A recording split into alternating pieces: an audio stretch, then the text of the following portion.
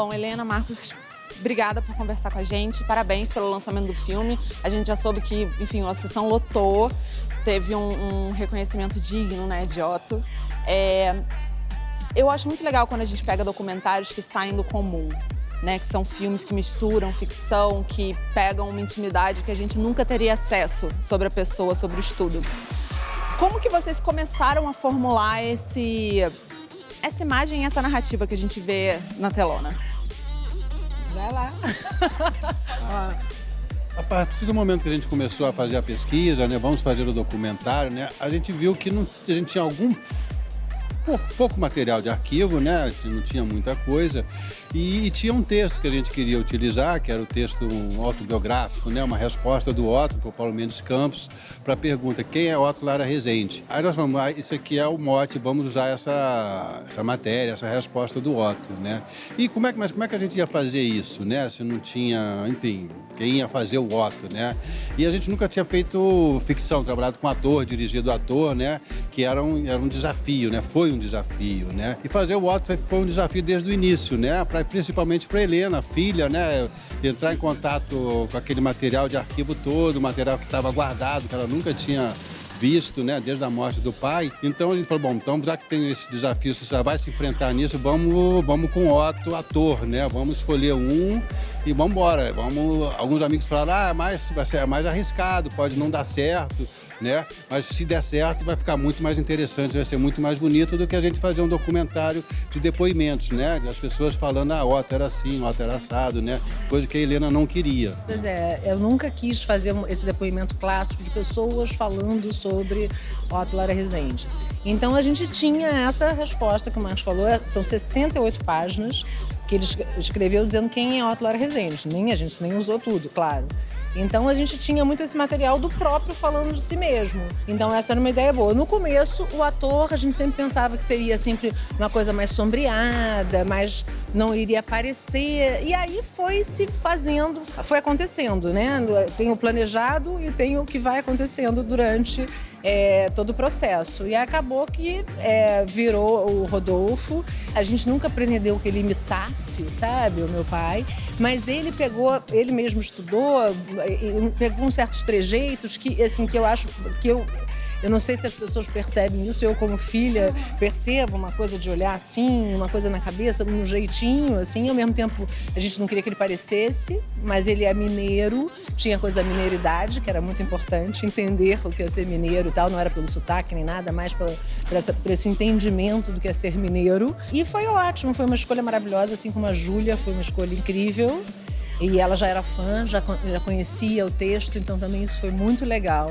Porque quando a gente pensou em outras pessoas, quando a gente chegou nesses dois, eles se encaixaram muito, sabe? O Rodolfo veio muito feliz para fazer e estudou e leu e não sei o quê, e a gente ensaiou. E a Júlia também, ela já conhecia, ficou muito satisfeita, então foi bem legal a participação de dois atores no filme. A forma que vocês encontraram para transpor essa palavra escrita, né? Foi muito legal, esse negócio de ver sentada no chão, assim, vendo as cartas, enfim.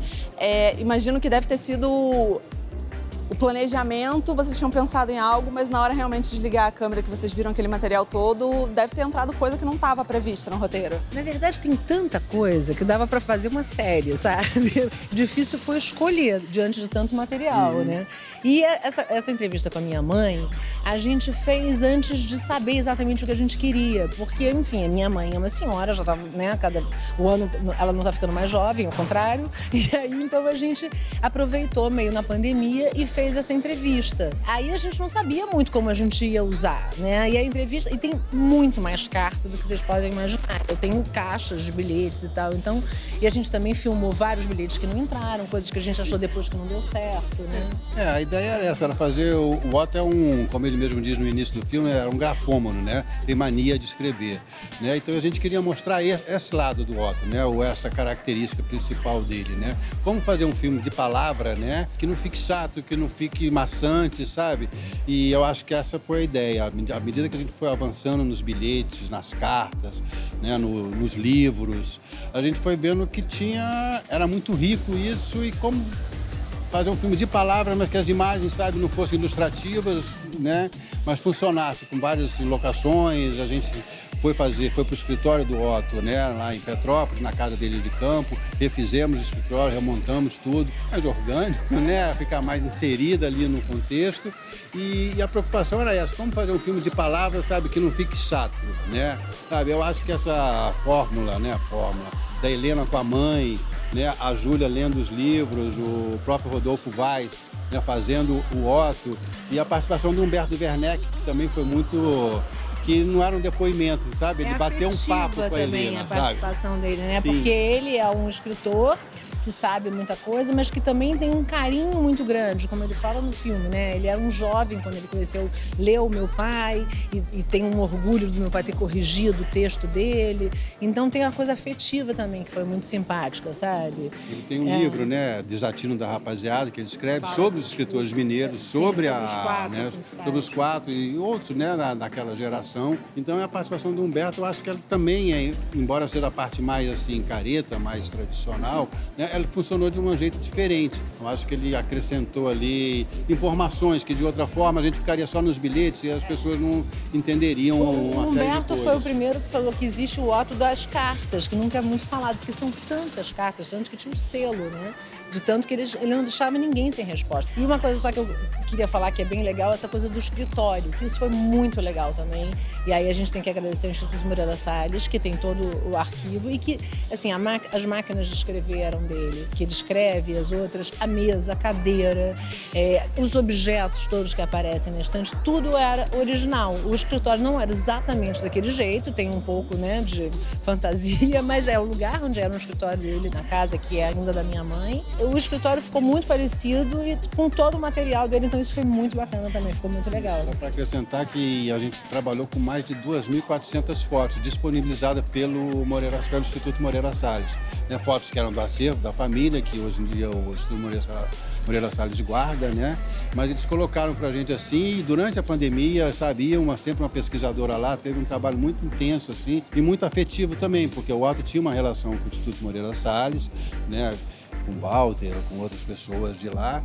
Então isso deu assim um corpo, né, ao filme, sabe? Deu assim, tranquilidade pra gente saber. Nós temos um material riquíssimo. Quando a gente vê documentários assim sobre uma pessoa em si, eu acho que é importante não só você homenagear a pessoa, como você desmitificar ela também, né? Que isso não deixa de ser uma homenagem. E o documentário traz muitas coisas dessas, de humanizar o Otto, de... Enfim, realmente as pessoas conhecerem, você sair querendo, né, ter o seu Otto, como a gente falou. O que vocês acham que mais fica dele quando as pessoas veem o filme? Uma preocupação também, assim, nossa e da família, de outras pessoas, era a gente não estereotipar o Otto, ou então apenas repetir, né, a imagem que se tem do Otto, um frasista, sabe, genial, uma pessoa muito divertida, né, que todo mundo sabe, o Otto é muito legal, mas a pessoa nunca tinha lido, né, um livro, não sabia essas questões da morte que a gente fala no filme, né, então acho que a gente procurou trazer um Otto que não fosse esse Otto conhecido, né, embora tenha as características que fizeram ele ser conhecido, estão ali no filme, né? Nós trouxemos várias coisas que abriram, né, essa percepção do Otto, né? Eu acho que isso é um legado. Tem vários assuntos, várias coisas ali. Tem um Otto escritor, tem um Otto dos bilhetes, tem um Otto das cartas, né? Eu acho que tem o Otto dos amigos, né? Eu acho que ali tem Otto para todos os gostos, né?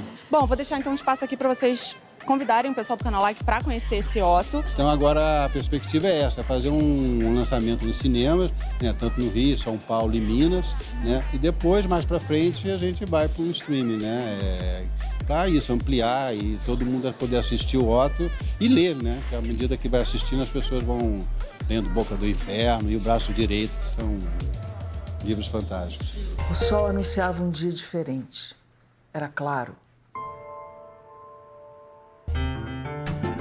É a infelicidade mais bem resolvida.